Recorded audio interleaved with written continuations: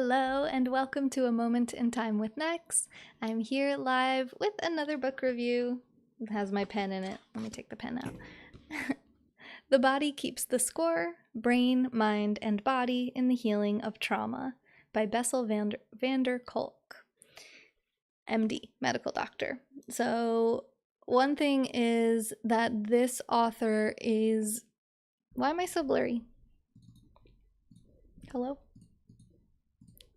Oh, this camera. Why do you do this? Yay, okay. There it is. Maybe I shouldn't do that. It seems okay, we're good. So this author works directly with patients that deal with all of the different trauma that's covered in this book. So I would say it's a very reputable source. As far as I know, this is considered like the leading guide and the best book to read regarding trauma and trauma-based care, trauma-informed therapy, and just a trauma-informed society, in my opinion. I really, like, when I was younger, when I was in my 20s, I believed so strongly that free market capitalism was like the solution to everything. And as I've gotten older, I've realized there's a lot of complexity in all of these different systems that we all love to criticize. But one thing that I think would dramatically improve our society as a whole and all of our quality of lives is if the information in this book became common knowledge throughout our society. So that's like trauma-informed living, trauma-informed relationships, trauma-informed interactions. And I think it would just make all of us a lot more compassionate, a lot more caring, and better... Oh no, not the internet cutting out. Oof. Hi Nelson, first comment of the broadcast. Hi Art. Okay, I think we're back here. I don't know if that's ever happened to me on a YouTube video before. Hopefully it will be okay on the replay. I wasn't saying anything too important in that second that we dropped 116 frames. So I'm gonna keep on keeping on. I'll keep my eye on the signal here. And I was basically just saying how important it is to understand trauma, how trauma affects us physically in our bodies, how it affects our brains physically, as well as our minds psychologically. And one may even argue our spirit in some sense, our consciousness. Our sense of self is certainly altered by experiences of trauma, and most particularly childhood trauma. Although trauma from any situation, so military trauma, trauma from like natural disasters, accidents, like accidents where someone gets injured, whether it be a car accident or some type of like work accident or something like this. Like serious injuries can alter someone's life forever, and they're all considered traumatic. Childhood trauma seems to be the most difficult to heal or unpack, as opposed to like episodic trauma, like there was a natural disaster, horrible thing happened, a car accident, whatever it is. Horrible thing is like a very isolated incident, as opposed to chronic prolonged trauma, which tends to lead to complex PTSD, which is generally comes from childhood trauma. Yeah, you were first again, back-to-back streams. We just did a book review right before this. And I said I was going to write all these notes, but I think it's easier to just really go like section by section in this book and tell you what's in here. So this is a 5-star book, if you ask me. I think every single person should read this. I know it's kind of big. I will say like a lot of this back part... Whoa, I nailed that. See, that's like acknowledgements. There's appendixes and notes back there. So all that isn't really part of the book. And you can kind of speed read it. Like, you don't have to read every single story and every word in this book, although I did find a lot of the stories really interesting. I think that's why it took me longer to read this book than it usually does, because generally I don't really care for anecdotes. I don't care about reading the stories. But in this book, I found it really helpful and inspiring to hear how these different forms of therapy and different techniques have helped people with their trauma. It also is just making me a generally more compassionate person, because although I grew up with just my mom and not my dad is still alive. We now have a relationship to some extent, and I always felt safe and loved growing up. So that means I wasn't really exposed to much, if really any, like severe childhood trauma, definitely not chronic childhood trauma.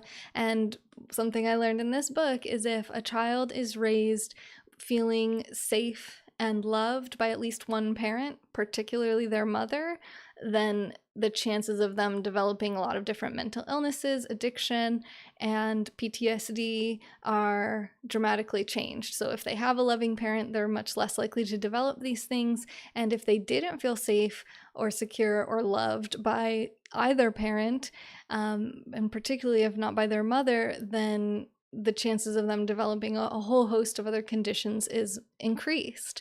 It's kind of like the impact of epigenetics, like our environment, what it does to our genes, and it can turn on and turn off different genes depending on what experiences that we have.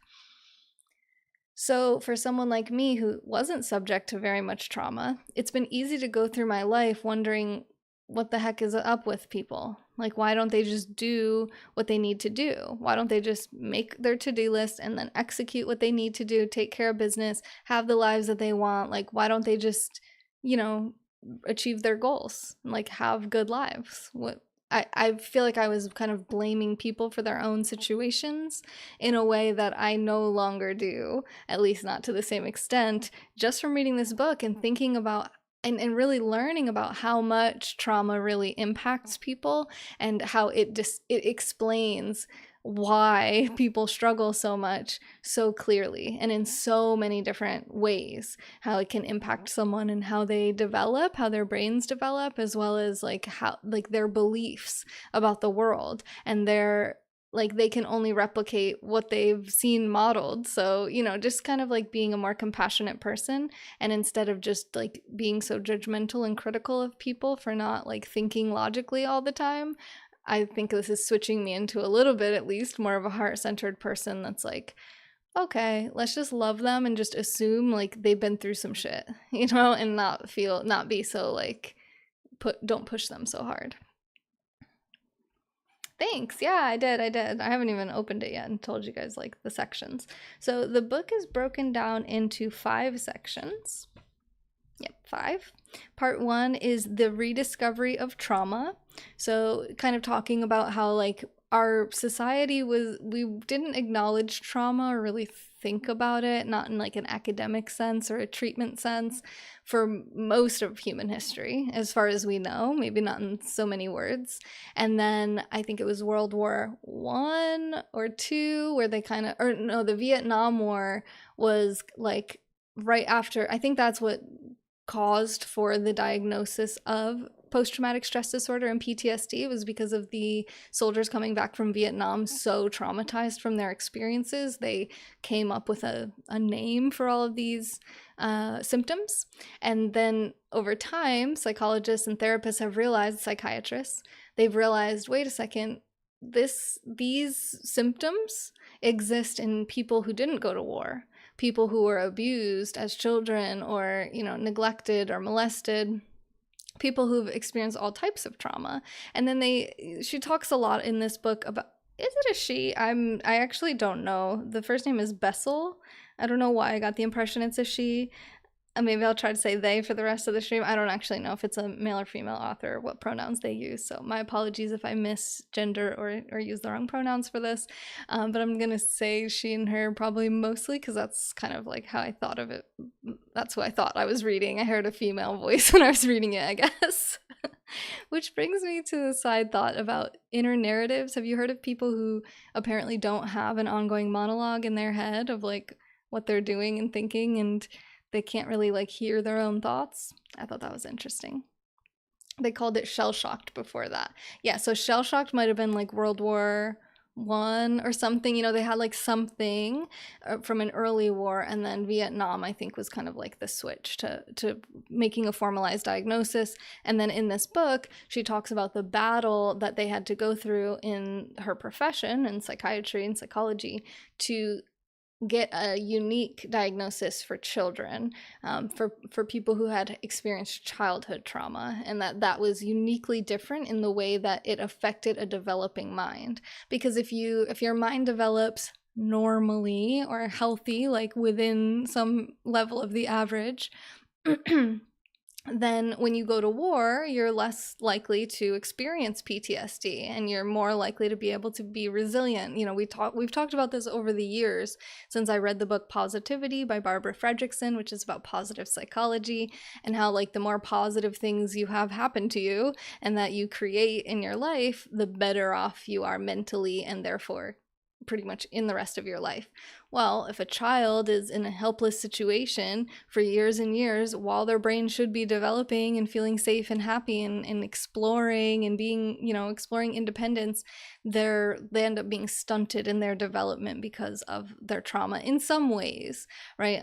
Just because you experienced trauma as a child doesn't mean you can't like function in the world, or develop, you know, certain whatever skills or parts of your brain or personality that may have been impacted by trauma as a child, but it's going to be harder for you, you know, than someone who had a loving family. Like that's just the reality. So that's kind of like the nature of us being subject to where we're born, who we're born as, like the health level of us, our parents, how our parents treat us, what kind of environment we're raised in. Like all of these things play a really big role into who we become as we develop. And we're learning more about this than we ever really knew before, you know, even understanding how the brain develops and what types of things develop in the human mind over certain age periods. You know, this is all relatively new science and understanding. So now we're learning about epigenetics and how environment does impact our genetics, and therefore it's biology and environment like we've always known. We just, you know, we learn more about to what extent as we go. So as we learn about these things, we realize, you know, how someone parents their children, to me, is probably the most important thing in a society, is like how the children are treated as children and how they're able to be safe, loved, secure, and how they're able to develop as healthy as possible.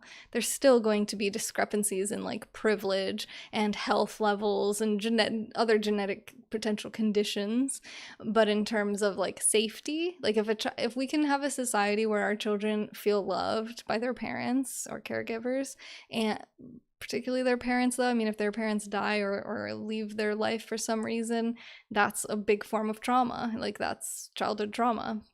So, and a lot of it's outside of people's control, right? Like a parent could die, it doesn't mean that you were abused, but it still means that, you know, you had the death of a parent as a child. Like that does traumatize a child. So as much as possible, if we have children who feel loved and safe, I think we're going to have way better outcomes for the whole society at large. So how can we break the cycle of people who were traumatized as children then going on to traumatize their own children and continue the cycle? You know, we have to figure out ways to like intervene in this cycle. And I think one of the only and best ways we can think of right now is through education and treatment. So people who have PTSD or PTSD, or even just understanding how trauma has affected them so that they can learn and use whatever modalities and treatments work for them to heal their trauma and their, you know, their wounds, you could say, then the better they'll be able to treat their children and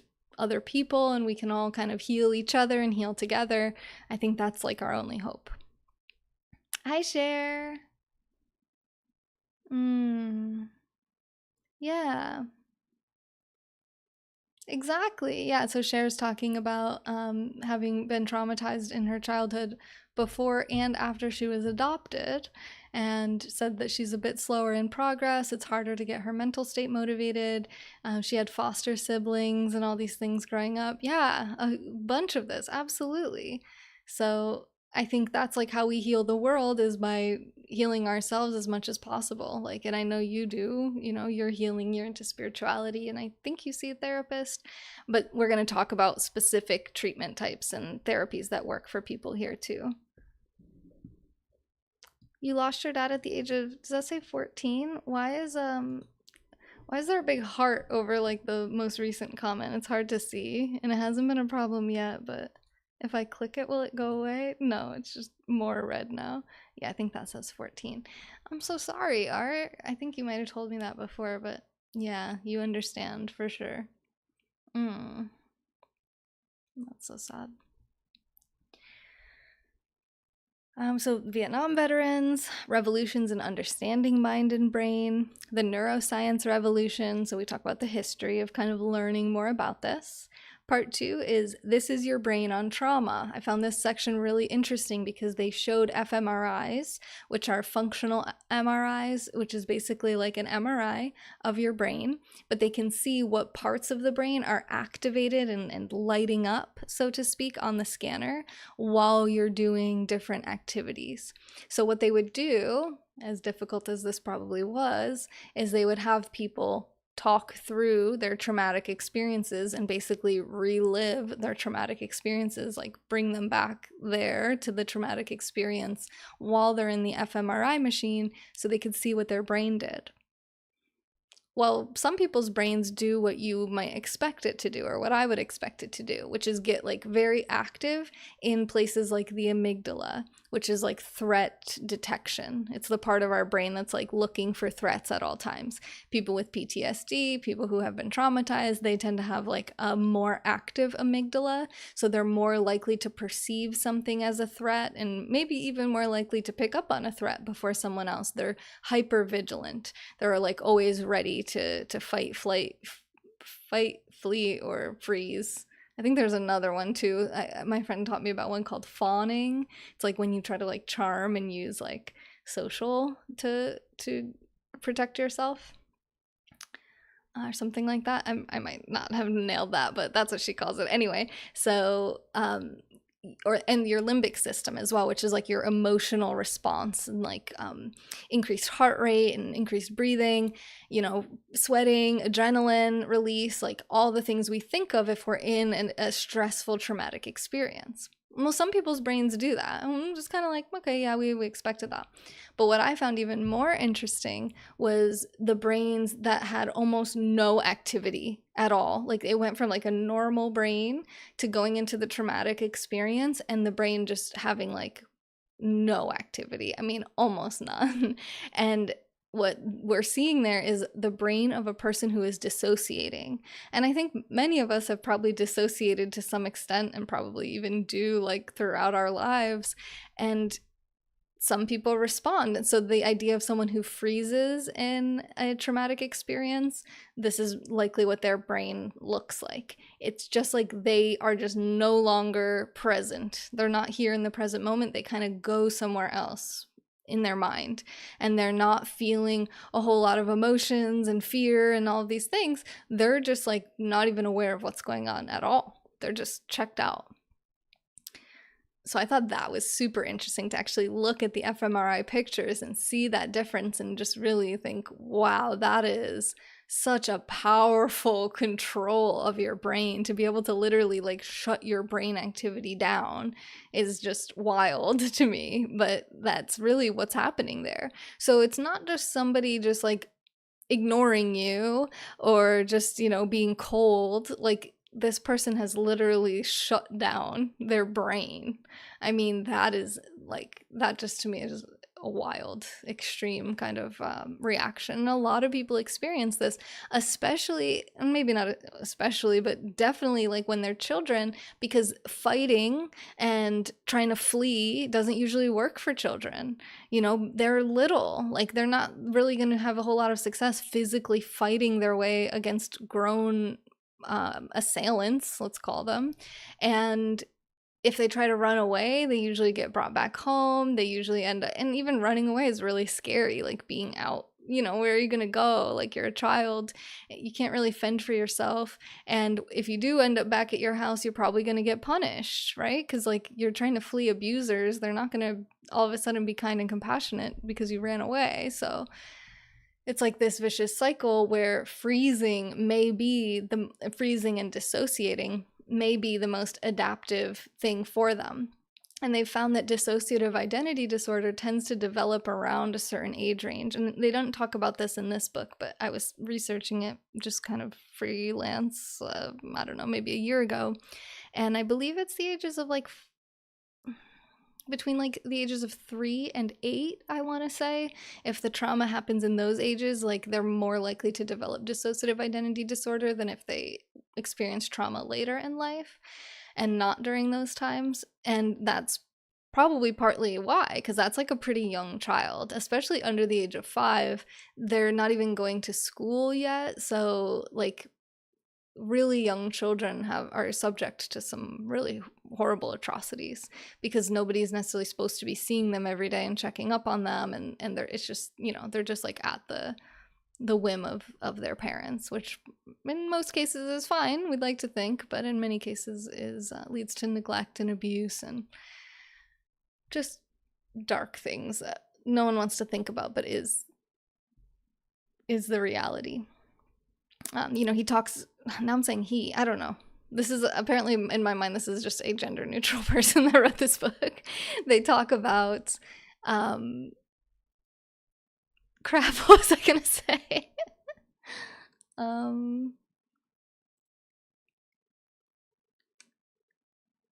Lost my train of thought. I'm sorry, but let me read this. I've had episodes where I was severely depressed and anxious for what I knew was no reason, but it connects deeply subconsciously. I have soul grown and keep working to do better for me. I was in therapy most of my life, but I should go back. Yeah. I'm going back to school officially, though, so that was a step for me in my future. For child development. Okay, cool. When a higher power of my environment, hence work, etc., shut down or breakdown. Dissociating is scary. I went through that for 4 hours in 2020.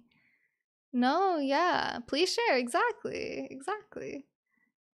It's a he. You looked it up. Thank you. Okay, he. Maybe like, I don't know, Bessel. I don't know, Bessie. I'm not sure why I thought it was she, but also I was saying he. So I guess either way I win and lose.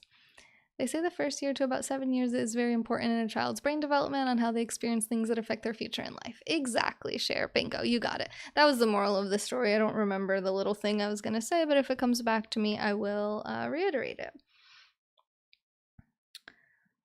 And then they talk about how people who experience trauma also tend to lose connection with their bodies. So if they're subject to like physical abuse or molestation, then chances are they kind of like disconnect from their body, they dissociate from their body. So what's really interesting, and I don't know if this is the part where he talks about this or not, but I'm just going to jump into it now because I know a lot of you are interested in this, is he talks about like somatic therapies, body, physical-based therapies that seem to be quite effective for people who've experienced trauma that have nothing to do with talk therapy and not psychoanalysis, but whatever they call, like, cognitive behavioral therapy or whatever type of therapy someone's going for, is generally really heavily based on talking, which is right now like one of the most proven best methods for helping people to process their trauma, for sure. But if that's not working for someone and they're like desperately trying different things, I didn't realize that some of these things that he mentions in this book are pretty effective for people. One is massage, getting a massage, because it's like as long as you feel safe and comfortable and you can relax, then you get to experience a healing touch that is like a positive experience for you overall. It's good for your health, and you can experience touch in your body in a safe and professional manner.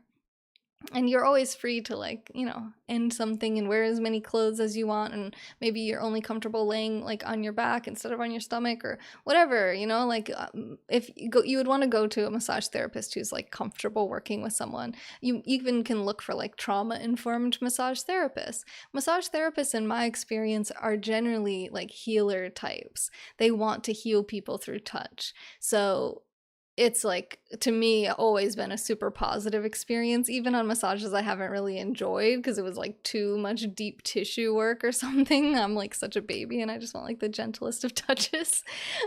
Even then, it's like, I've never felt unsafe or uncomfortable getting a professional massage. So I thought that was a really cool way for people to not have to necessarily talk about like what they're experiencing, but be able to start like connecting with their bodies. It's sometimes like you don't even realize like, what does your elbow feel like right now?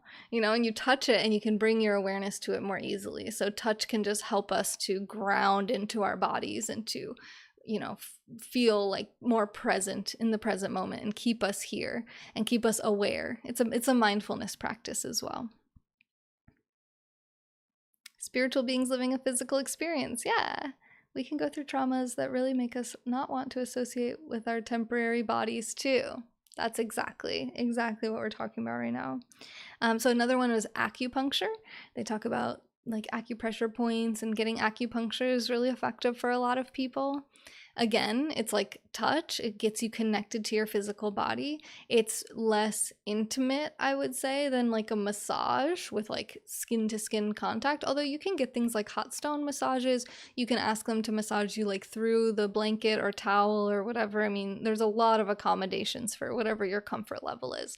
But if a massage just seems like too much, too intimate, or too, personal, acupuncture is less really about like pleasure and more about Eastern medicine and using the different channels and acupressure points to alleviate certain symptoms or just to create overall like anxiety relief, peace, relaxation. I've done it before. It's not my favorite thing to have done. It's fine. It's not painful. It's like the teeniest little pricks.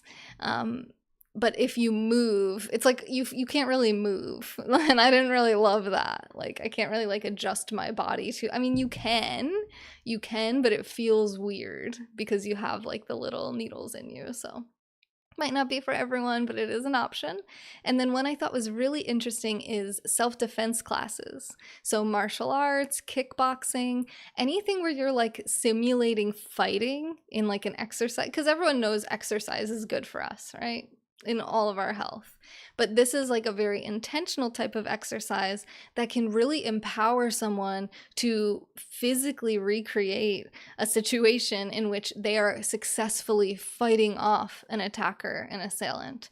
And that can be super healing for someone's inner child when they had experiences where they weren't able to fight back and they felt helpless. And then giving them that like feeling of empowerment where they are now like they're knowledgeable, they know what to do and how to do it, and they are like getting physically fit and stronger and practicing and getting good. Like it gives this really amazing experience that for so much of their life they may have never believed they could have. If they always accepted that they're weak and helpless, taking a class to teach you how to be strong and helpful and even be able to help defend other people potentially can be life-changing. I mean, I did it and, I didn't have like severe trauma from my life, but it was fucking awesome. Sorry to swear, but like it's super, super empowering. Like it's a game changer for anyone, any person. Like definitely a good thing to, especially to try if you've been trying a lot of different things and you're still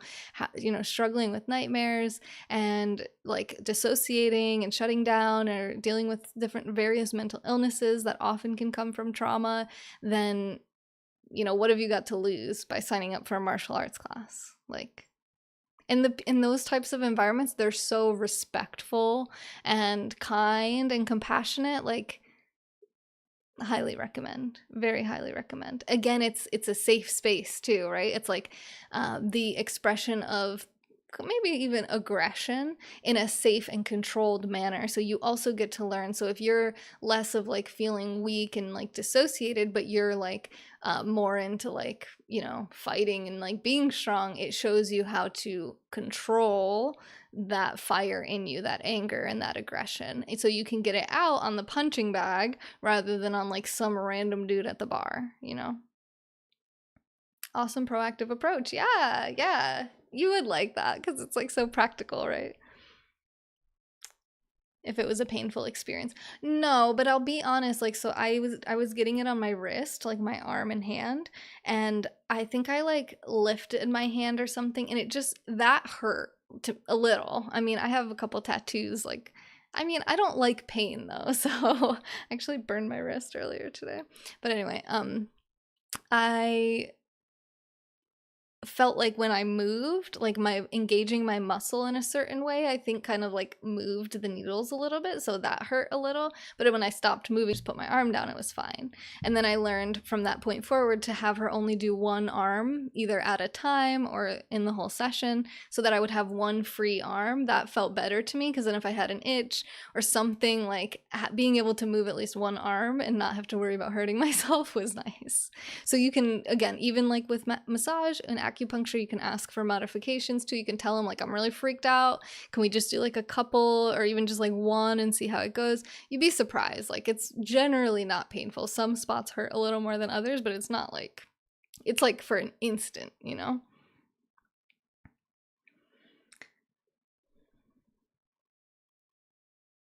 Flight. Oh, freeze, take a second to process, then I react. Hopefully it's a situation where I have time to think for a second. Yeah.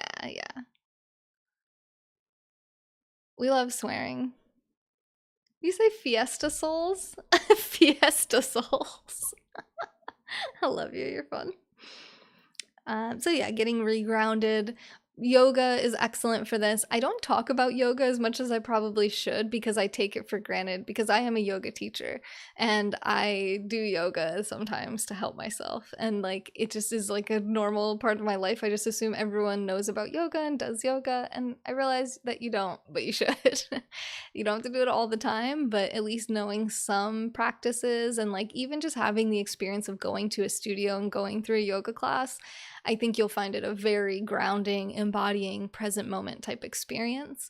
And you can find what you're looking for in terms of teachers. Some teachers are very hands-off and they'll never like touch you or bother you during the class, and maybe you would feel more comfortable starting with that. Or you can get teachers who are very hands-on and they'll come over and they'll place hands on you to help you get into good alignment in different positions, or even try to give like a little bit of a release when you're in a certain position.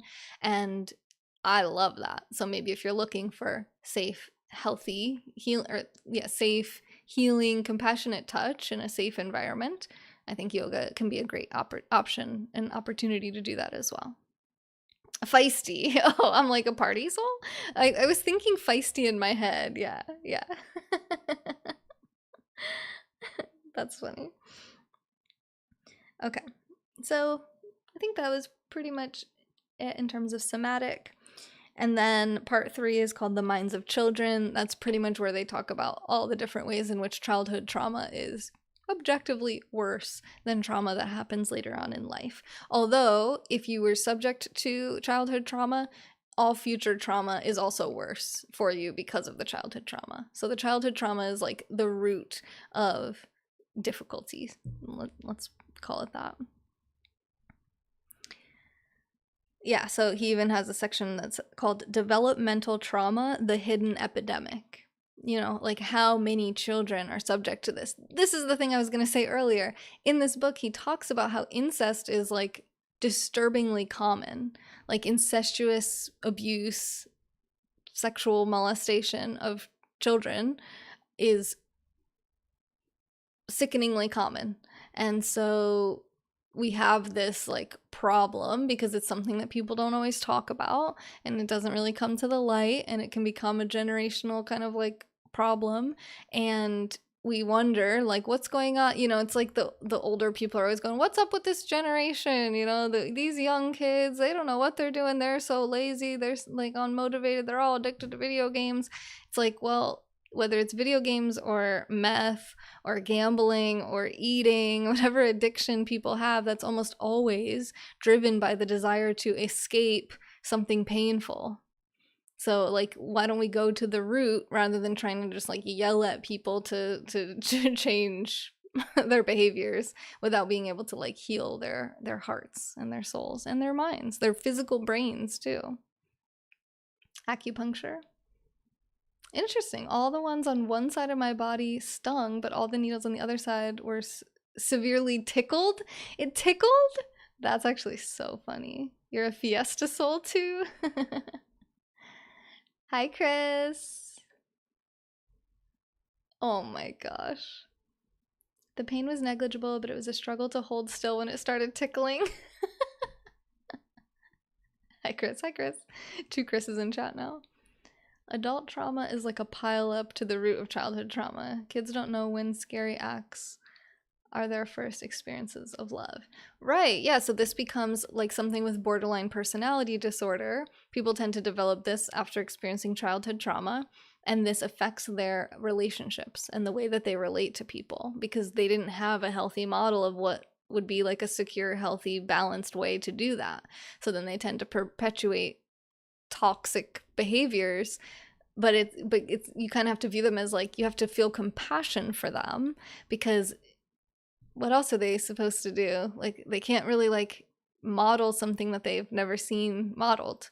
And that's why I'm just going to jump ahead too, because this is almost like the last thing in the book, but it's part of what we've been kind of talking about and is so interesting to me, is theater and doing acting can be very healing for people with trauma, because they get to do just that. They get to become someone else. They get to behave and play and act like someone who's very confident and very strong and very brave and very powerful and very in touch with their emotions, or, you know, expressive even emotionally, like maybe someone who's like very you know, passionate, or someone who's very quiet, like whatever they don't get to experience in their lives, they can act it and like do these reenactments of characters that can, even just reenacting these things can, and embodying these types of energies can heal this old like childhood trauma. And when we're talking about healing, it's not like we're trying to deny that it exists or like make everybody, you know, normal. It's more just like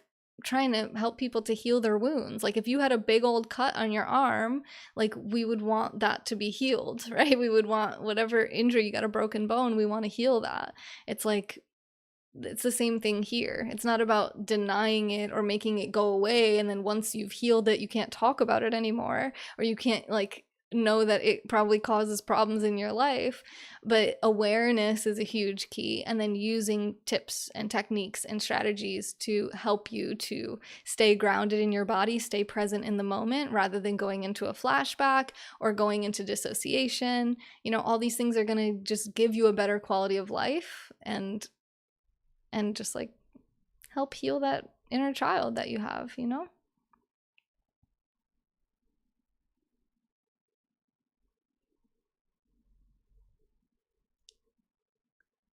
Yeah, no, I'm ignoring it. Sure, it's fine. My mom still approached me as if I had a normal welcome into this world, and I didn't. It's a tough battle. It's so hard for those of us that didn't experience it to like be compassionate towards other people. And that's why I think it's so important for everyone to read this book, whether you feel like you had trauma or not. Like if you've experienced trauma, read the book.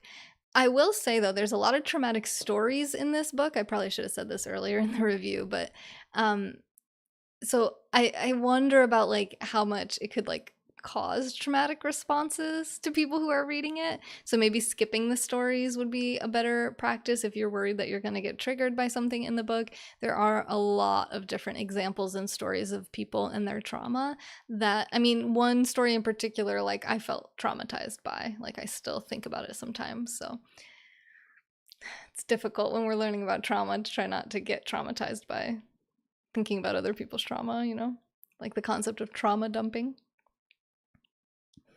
Awareness is what helps future situations. Yeah, mindfulness is key, because understanding that like being so this was another thing, and I might have, yeah, I think I kind of skipped over it in one of these parts.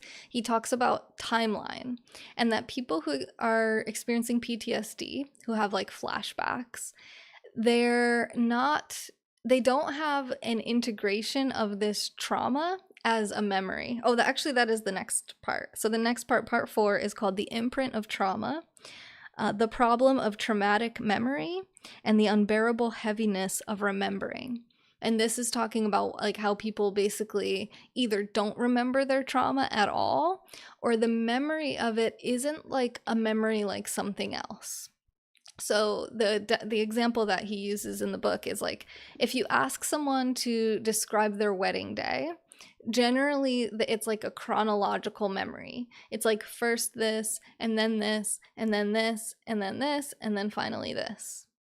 Generally speaking, like you remember kind of the sequence of events. Well, with a traumatic memory, it's not like that. Like people get confused when they try to remember, like, well, did this happen first or did this happen first? Like all I remember is the sound of this.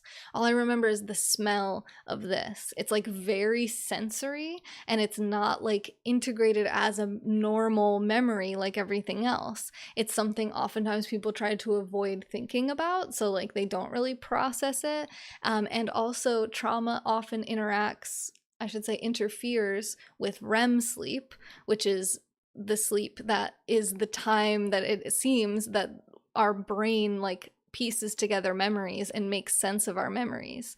So if goes into REM sleep, if they're able to sleep, because many people are suffering from insomnia, and if they go into REM sleep, it might be a very vivid nightmare that causes them to wake up, and they might wake up in a panic, and then they don't want to go back to sleep. So it's like their REM cycle is interfered with, and it causes like even more disruption of their ability to store and integrate the memories.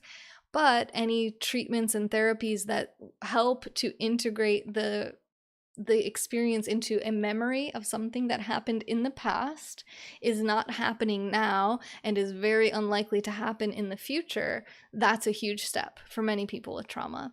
And being able to tell it as a story and not necessarily tell it, like they don't have to share it with people, but to understand it as a story, as like, this happened first, this, and then we did this, and then also this. And being able to have like a sequence and a flow of the event helps to integrate it as a memory, as opposed to like this looming bundle of emotions that just gets like turned on by who knows what. Like, in people with trauma can like probably relate to this. It's like they don't know what's going to set them off. They don't know what's going to make them just go into like a panic attack, or go into like some flashback, or become like aggressive or violent or dissociated. And they try to avoid things that cause them to switch between these different modes, and oftentimes isolate and withdraw, and like just try not to have stimulus, and not interact with people, because they're like, they live in this perpetual constant state of fear that something's gonna cause this like trauma to reemerge. So it's like they're avoiding it, and they're like this victim of it, you know? It's like this looming demon that's ready to just like fuck up their day without a moment's notice, and just, you know, and then like all the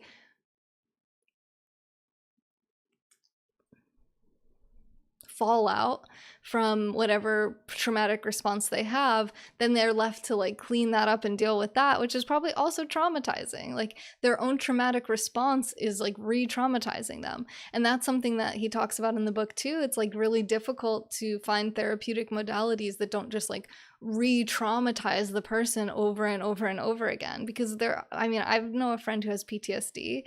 He was shot in the line of duty as a police officer, and he still struggles with PTSD, nightmares, insomnia, alcoholism, like you name it, he's struggling with it. And he talks about his therapy sessions, and he's like, every time I go to therapy, they just want me to just tell the story over and over again. And it's like this concept of desensitization to it. But it's like, I mean, this has been like, I want to say it's been like 40 years, like, that this guy's been doing this. I'm like, it's not working.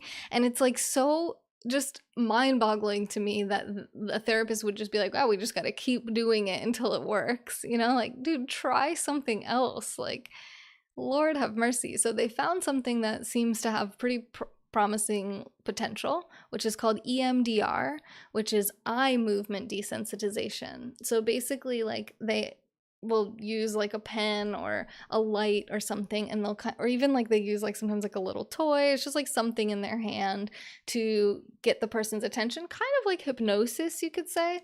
And it's like, you know, they move it. I haven't actually seen videos of like how they move it, but like they move it around and you track it with your eyes, and they move it in a certain way and then while you're doing that, you relive a traumatic memory. You remember it, I should say. You like bring it into your mind, you think about it, you talk about it. And for some reason, it seems that doing this eye movement, while you're going through the memory of the trauma, it enables you to integrate it somehow. It's like you're able to view it almost as a third party. Like, you're not so deeply in the throes of the experience. And I think part of it's because you're kind of distracted by like keeping your eye on this thing. You don't know where it's about to go. So part of your brain is like here in the present moment and is aware that we're not in the past in this traumatic experience. We're right here. And if they do like start to, you know, kind of get overwhelmed, they'll just like tell them to just, okay, let go of the memory, like take some breaths, you know, whatever. I don't know exactly how it works. I'm not licensed in it myself, but I've heard of people who have done it and had pretty good results. Amazing results cited in this book. And I would say this has like virtually no side effects. You know, it's literally just moving your eyes. You know, you might think, hey, this might not work, but again, like, what have you got to lose? Why not just try it and see how it may help? A circus of confusion. Used to wake up in a panic. I've heard people say that. They're like, you wake up just like calmly. You don't wake up just like terrified. And I'm like, what the heck? No. But now I realize why that probably would be. You would quickly sit up and be breathing hard. You wouldn't remember what you dreamed. Yeah. Well, so what's interesting, my friend has something, I think they call it like chronic fatigue. No, adrenal fatigue. Yeah, chronic adrenal fatigue or something. And what they found is like they tested her hormone levels, and what they found is that right when she first wakes up in the morning, she gets like a boost of cortisol. And cortisol is the stress hormone. So that could be happening. And it's like something where our bodies get out of whack with how they release different hormones like adrenaline and cortisol, and how they process it too. So oftentimes people who've had childhood trauma, like my friend that I'm referring to, they have like this elevated level of cortisol all the time, which is your stress hormone, which is just like, you're just like wired and like exhausted, you know, simultaneously. It's like you can't sleep because you're like just ready to fight, but at the same time you're exhausted because you like can't relax and go to sleep, so you're like sleep deprived, and it's this kind of vicious cycle. So anything that you can do that helps you is like going to be a major game changer.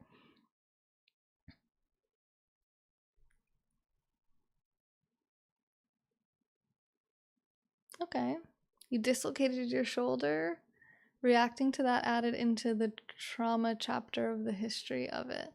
Oh, yeah, like how it was first dislocated or broken or something. Oh.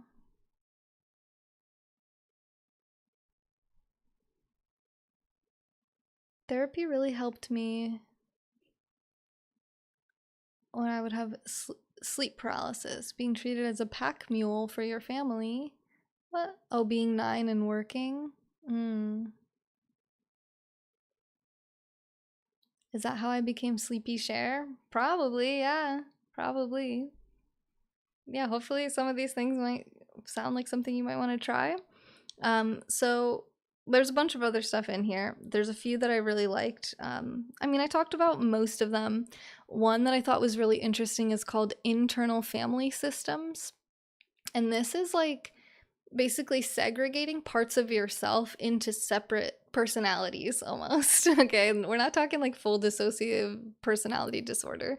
We're talking like intentionally identifying different parts of ourself, because the reality is we're not just one way, and we all do this. We all think of ourselves as like a certain way, and it changes throughout different times, but sometimes when we're thinking about ourselves negatively, we just think like, that's just the way I am, that's me, like I'm so this way. And it's like, well, there's a part of you that is that way, but it's not all of you. So let's say for me, sometimes I get down on myself. I'm like, oh, I'm so like critical and judgmental, and I just like I just can't stand myself sometimes. And then it's like, okay, but that's a part of me. I'm not always like that. And there's a part of me that's very loving and compassionate. And it's like thinking about these other parts of myself that I like, that I want to like emulate more and lean into. And then trying to explore these parts that we don't like so much, that are maladaptive, the parts that like lash out or push people away or self-sabotage, you know, whatever, you name it. Then you literally name it. Maybe you don't have to. He didn't say this in the book, but in my mind it's like, if you have like a different character, and it's like, okay, well that character is like a protector of your inner child, because all of our inner children are pretty much the same. Like they're very playful and creative and loving. Like they don't have these preconceived notions. Like they just want to be loved, they want to love, they want to be safe and secure and fed and taken care of, and like be happy and be able to like freely explore this beautiful world, like in all of its crazy amazingness.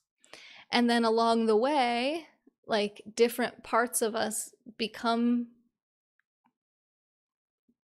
like they I don't know, we create like different parts of ourselves to try to protect that child in some way. So we learn, like, if we ask why too much, our parents get frustrated and upset, and maybe they even yell at us. So then we're like, okay, so then we no longer feel like we can be curious. So we create some like person who gets annoyed whenever somebody asks why or wants reasons. It's like we create this protector to keep the child from messing up and asking why and annoying the people around it. And that's like one of mine, and it can be like lots of other things for other people. And there's protectors, and there's what he calls like firemen, which is like parts of ourself that will just like they don't care if the whole place burns down as long as the child is protected. So they'll even potentially burn the house down because they get worried that the child might be in danger. And this is kind of like, this can be like disorganized attachment style, where it's like you feel like someone's getting too close and you're starting to feel vulnerable, and that makes you really scared. So you just like break up with somebody, or you just like block them and like run away, because you're like, the idea of like closeness and intimacy can unlock some like unresolved childhood trauma where you trusted someone and loved them and felt safe, and then they took advantage of that. And when you were vulnerable, you got hurt. So there's a part of you who keeps that vulnerable part locked away so that it can't come out. So identifying that as a fireman or protector, however you want to like envision that piece of yourself in these therapeutic sessions, it's called IFS, internal family systems. It's like, okay, well, can that protector step back for a moment? Like, would that be okay if we just have that protector just kind of stand to the side for a moment, and we can like try to talk to the child and see like what the child thinks, what like the like, or what you think, even like your soul's essence, right? Like the part of you that's like pure and like detached from all of these weird little characters that you've built around yourself to like protect this light, this soul. I feel like a burden for needing more explanation on something I don't understand right anyway. Yeah.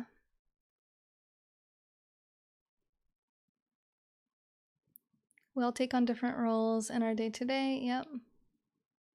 I cry every time my manager has any serious talk with me. I feel like a baby, but I know it's an inner child response. It's hard, but it's life. Yeah, I mean, there are things you can do, right? Like there's like all these things that we're talking about to try to give you tools to be like, oh, okay, this is my whatever part, and let's like step back and allow ourselves to be vulnerable. Like let's learn how to, feel safe and have safe experiences and create safe environments for ourselves so that we can like be vulnerable and learn that it's okay. Because usually when we're vulnerable and authentic with somebody, it's like it empowers them to be able to like participate in the protection of us, and like in the building and healing of us as well.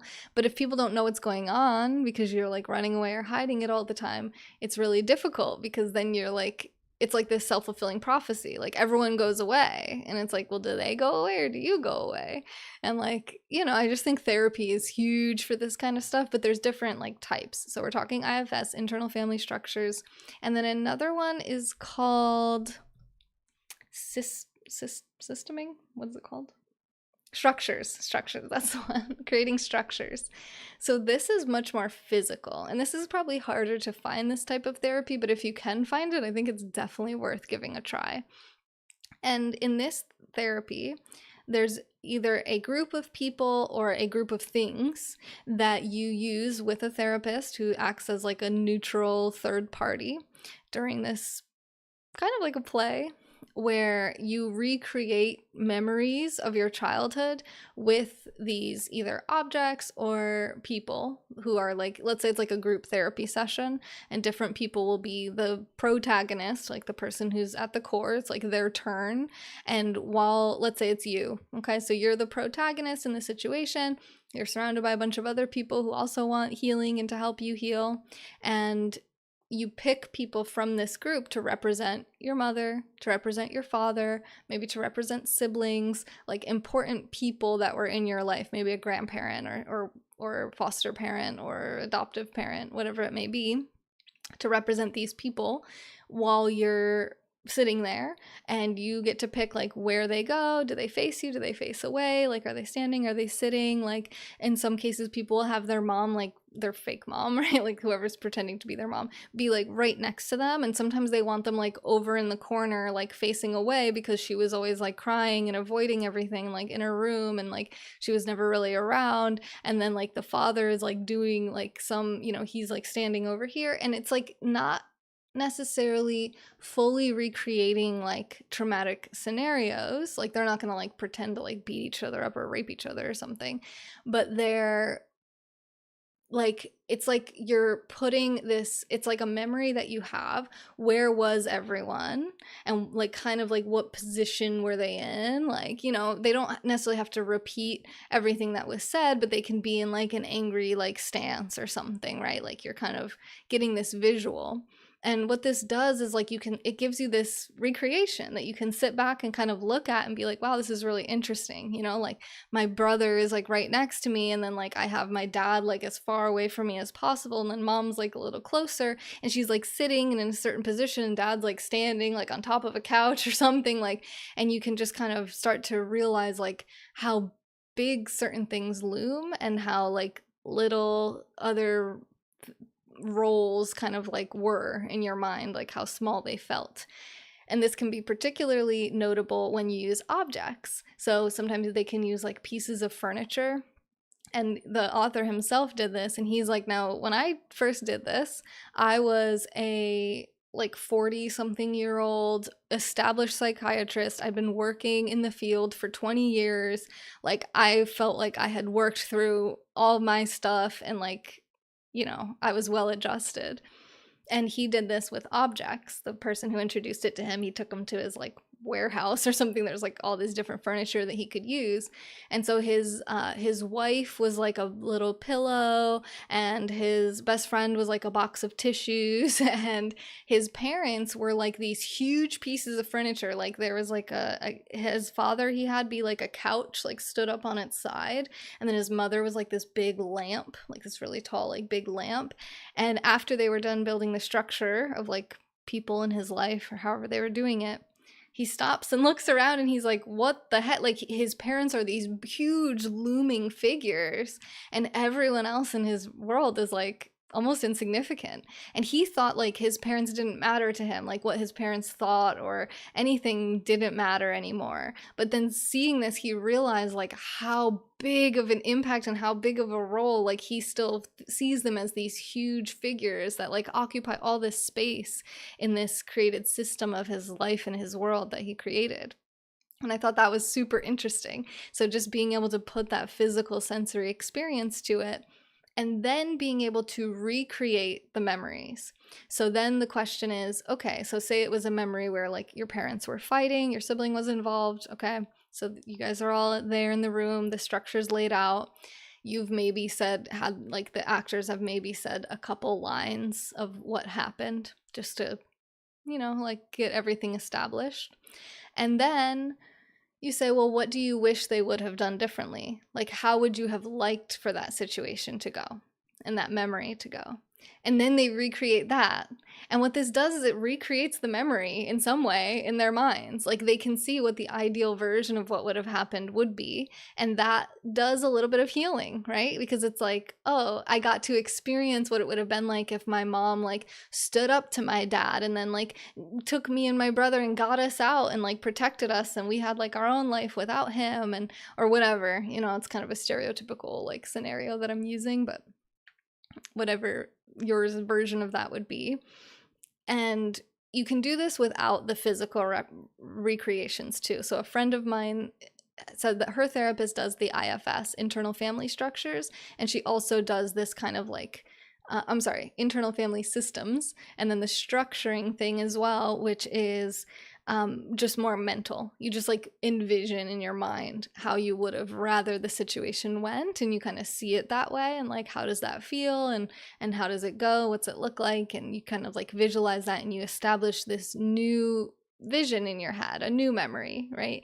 You can't fully like replace the old memory, but being able to have this nice memory is like, it's some kind of like, it's healing. It's some sort of a source of positivity for you, you know? Life is one big play. Yeah, exactly. Hi Seppi, how are you? Learning to inhabit your body through yoga. They talk about he said applied neuroscience. What is it called? It's called neurofeedback.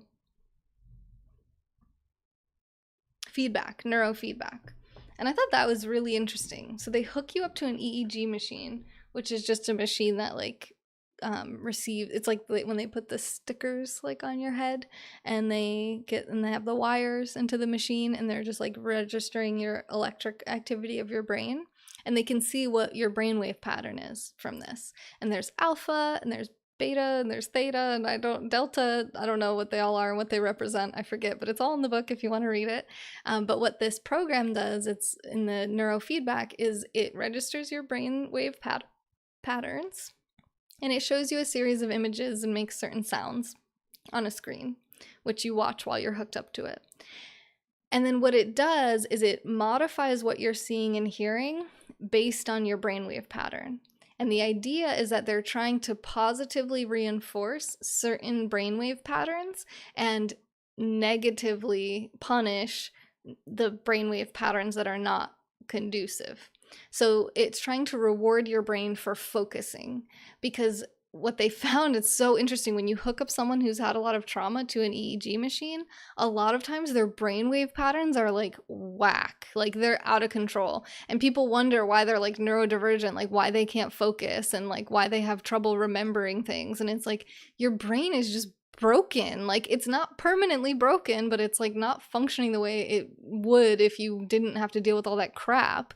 So it sucks, but it's not hopeless. And this is like a form of and things like meditation also help to modify your brainwaves. Getting good healthy sleep alters your brainwave patterns. But this particular device is meant to like reinforce focused, calm brainwave patterns and like discourage let's say like erratic type brainwave patterns. So that was super interesting. I'd heard of neurofeedback, but I didn't know what it was.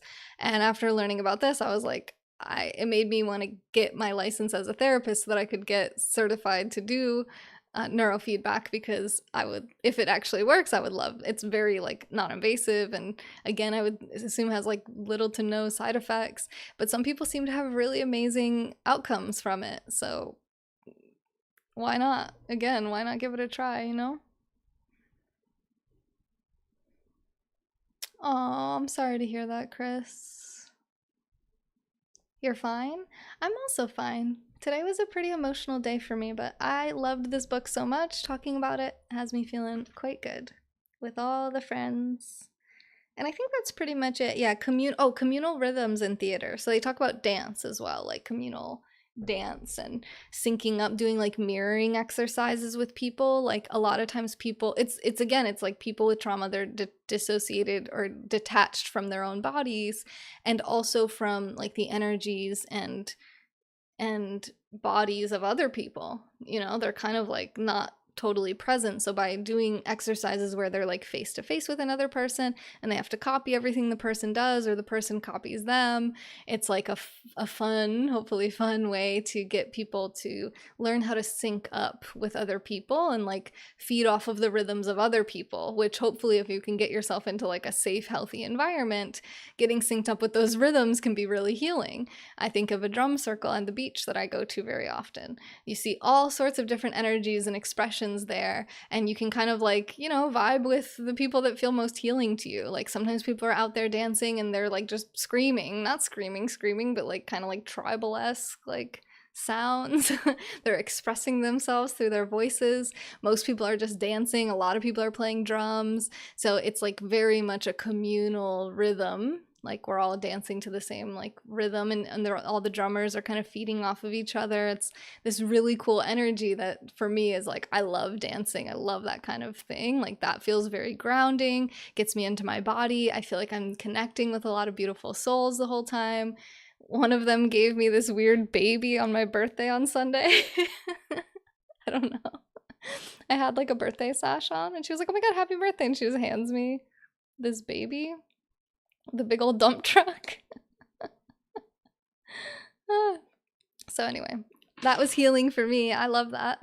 It's been healing for me in the many months since I found it and have been doing it.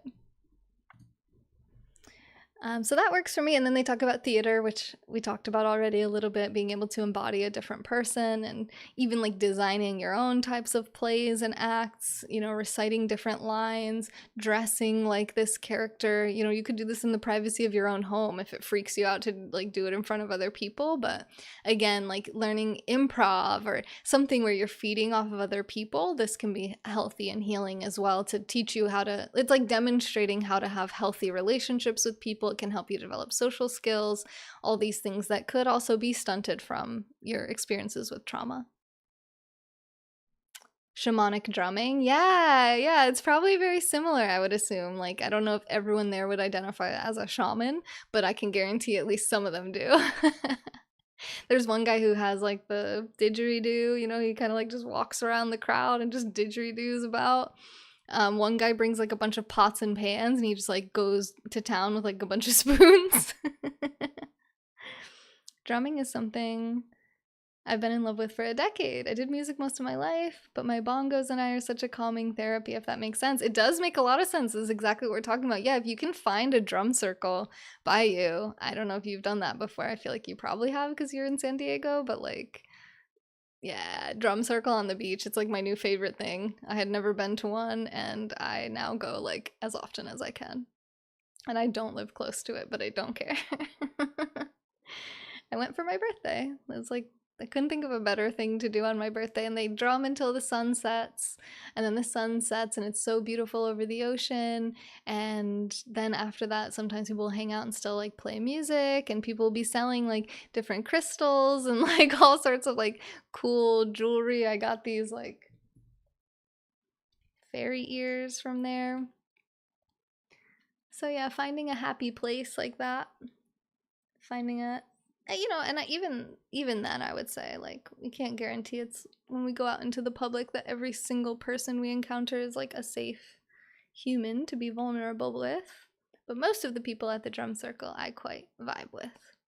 So I got these ears from some chick who was walking around selling them. I like them. There's a lot of drum circles where you live. Nice. A drum pad? Oh, okay, that's cool. I have one close to me, but I haven't taken mine. Maybe that would be a fun thing to do. You don't even have to take yours. You can just go. So sometimes people will let you play their drums. Some people are kind of weird about it. But you can definitely go and enjoy everyone else's drumming and just dance if you like to dance. You don't have to dance either. You can just sit there. Like for us, it's on the beach. So it's just like a bunch of people have like their tents and blankets and towels. And it's just like a big group of people all sprawled out on the beach. And then there's like in front of where they're all drumming is like a clear area where people can go and dance in the sand. We have one every Wednesday after farmer's market until late night. Then they go to PB or MB for post-drum party. Nice. Yeah, exactly. Lots of cool stuff. So I like those kinds of communities. I find it to be like, for me, when I was a Christian, I liked my church community. Like a bunch of like my friends and community, people I interacted with were from my church. So when I left the church, for a long time, I've been looking for community, you know, that's like kind of similar. It's like connected around like a higher purpose and like a greater good, so to speak. So I feel like I'm finding that in places like a drum circle, you know, people who are kind of like alternative spirituality types, a bunch of hippies. I like that, but it might be something different for you, and that's okay. That's fine. If you want to go to a church or a temple or, you know, into the woods and do your witchcraft, like whatever works for you, I'm happy with. But for me, that's like demonstration of like a safe and healthy environment where I can sync up with people and their rhythms and feel healed. Like it's very therapeutic for me, because even just laying on the beach with my eyes closed, hearing the drums, I can even feel the drums through the sand sometimes. It's just very like, it's very connected to your root chakra. Dancing and drums in general are connected to like our roots, our legs, our feet, our sense of safety and security and grounding down and being present. So yeah, if you can find a drum circle, go do that. Try it. Just try a bunch of different stuff. Try the self-defense classes, try acupuncture, try massage, try EMDR, try IFS, try structuring, try theater, whatever else, try yoga. I would be the one to not mention yoga. You know, just let me live, okay? Definitely meditate. That one's not a try. Everyone should be meditating every single day, and if you can give me one good reason why you shouldn't be, I will listen. And then I will tell you that it's BS and you should be meditating every day. I love you though. It's just because I want you to have the benefits of meditation, not because I'm trying to be a meditation tyrant. I read that. He was proud. Yay, that's awesome. Yeah, when I was dating Robert, he had a handpan. That was super fun to play. And he also inspired me to get singing bowls, which I like, which aren't really drums, but they are very healing. I actually have them. Maybe we'll do a little singing bowl stream on TikTok at some point. But anyway, I am rambling. I digress. That was my review and summary of The Body Keeps the Score: Brain, Mind, and Body in the Healing of Trauma by Bessel van der Kolk. Highly recommended. I think everyone should read this book or listen to the audiobook or however you like to consume your content. And if you don't, at least you have an hour of my thoughts on the book, which is something, I suppose. It's not as good as reading it, but I'm glad you were here. And if you want to reach out, I actually am starting a coaching business this week. So if that seems like something you might be interested in, stay tuned. I'm going to send out an email about it. I also do my book reviews in writing in my email list. So if you go to my website, nexjuice.com, link should be in the bio. You can sign up for my emails. It's totally free. I send like very few emails throughout the year, and you'll get like a list, like a written summary of all of the books, as well as links to these YouTube videos for all the books that I read over that period of time. And I usually only send that out like a couple times a year. So there's a good number of books on there. We just did a book review right before this. That book I gave 1 star. This book I give 5 stars. So we had like the full range today. And go to my books playlist here on YouTube. You can see all of my book reviews that I've done here. You can also subscribe, maybe give this video a like, because I think this book in particular is really important for people to hear about and to learn about. And this subject, I think it's kind of like core to my developing philosophy as a human right now. It's called The Body Keeps the Score. Did I not do coaching before? You know, that you would think, right? Like, that's something that I feel like I should have been doing for a long time, but I let like the perceptions of other people that don't even actually exist, like just my own idea of what other people might think of like a life coach. Maybe I was projecting or something. I don't know. I just felt like, oh, it was kind of like it's like a not real thing. Like, oh, a life coach. It just sounded, I don't know. But I have one now. Like, I hired a career coach, and it has been a game changer for me. I freaking love it. Like, it is so helpful. And so then I was like, forget it. I'm going to go get trained. I went through a life coach training course, and I actually learned a lot. I learned a lot about myself and the way that I communicate. I think it's hopefully going to make me a more compassionate, better communicator. I always feel like I'm this work in progress when it comes to these things, but the more I can learn about it, the better. And I think it's like the best way to help people. It's what I've wanted to do through my content, and I just can't like get the one-on-one, like really develop that relationship with people in this kind of environment where I'm seeing people intermittently when they catch my streams for like, you know, an hour at a time. And I'm kind of like trying to keep tabs on their life, but there's like hundreds or thousands of them. And I'm like, I'm not able to make the level of impact on people's lives as I want to. And not so much my impact on them, but more like helping them to unlock the things that are already in them. Like just helping them to like clear through the fog, so to speak. Because when you have a coach, and it's not a therapist, you should have a therapist as well. That's separate. The therapist helps you with like your mental illnesses, your diagnosis. They're for like diagnosis and treatment. Therapists, psychologists, psychiatrists, they can help with like depression, anxiety, bipolar disorder, psychotic disorders, personality disorders, these types of things. A coach is like goal oriented. They're like, all right, what do you want? Like it's like anything in your life, right? Whether it be like something relationship oriented or career or finance oriented or like personal health or mental health, you know, like helping you to stay on track with going to your therapist appointments or whatever it might be. Like it's just someone who's on your team to like support you and keep you accountable to what you want to do. So it's all just about like figuring out what that person wants and then encouraging them to do it. And I love that word encourage, because it's like literally giving someone courage to like, you know, do what they want to do and what they know how to do. It's not about giving them the answers and solving their problems for them. It's about like helping them to figure it out, like figure out what works for them. Because the thing is, people know themselves so much better than anyone else. So it's like, you know what's going to work for you, what doesn't work for you. Like, you know the situations that you're in, you know the people and the like circumstances better than anyone. So my job as a coach isn't to like give people the solutions, which I think is what I've been trying to do all these years. It's instead to just like ask the right questions to get them, like get the right wheels turning in their brain to like unlock whatever secret little vault is in there. Because people do know what they need to do, but they also have like 100 different things they're thinking about all the time.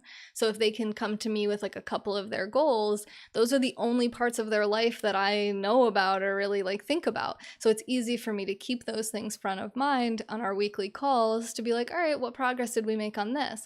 And even if no progress was made at all, it's just that little check-in. Like for me, I know when my coaching session's coming up on Mondays, that's when I like see my coach.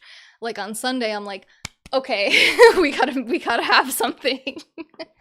We gotta have either some progress to show or a good explanation or story for why I did not, you know, why I dropped the ball. But then she will like help me brainstorm ways. She has given me ideas. It's not like she gives me no ideas at all, but it's mostly like things where I go into it going, all right, this is what I want to do. And just by telling her I want to do it and knowing next week she's going to be here being like, so did you do it? It just helps me so much. It helps me to stay focused. It helps me to stay clear. It helps me to stay on track, on task, on time. You know, I work for myself, so like nobody makes me do things by a certain time, which is why I've been writing this book for like a year and a half. So now every week she's like, what kind of progress did we make on the book? And it's like every week I've done something, you know, and I'm working on it more than I worked on it for months before hiring a coach. So I see how much it helps me. I know it can help other people. I guess we'll see how good I am at it when I start setting up clients. I have to get it all available. I'm going to do one-on-one coaching and group coaching. So like the one-on-one coaching, if it's kind of like out of somebody's budget, the group coaching will be a lot more affordable, and it'll just be groups of like 3 to 5 people. So not like a huge group, but you know, a group of people kind of sharing the time slot.